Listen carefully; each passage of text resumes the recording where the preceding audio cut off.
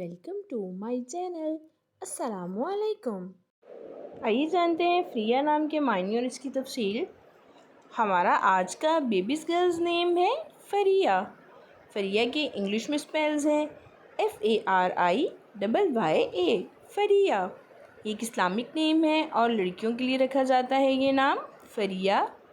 इस नेम के मायने हैं बेमिसाल हिस्सा, शाख, फ़रिया।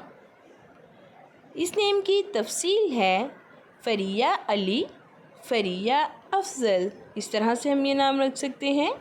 आप भी अपने नाम का मायने जानने के लिए कमेंट्स में अपना नाम लिखें और मायने जानिए। एंड अपने नाम की स्पेशल वीडियो बनवाने के लिए भी आप मेरे कमेंट बॉक्स में अपना नाम कमेंट कर सकते हैं। And please like the video, subscribe my channel. Okay dears, फिर मिलेंगे न्यू नेम न्यू वीडियो के साथ। अपना ख्याल रखिएगा, दुआ में याद रखिएगा। अल्लाह हाफ़िज़।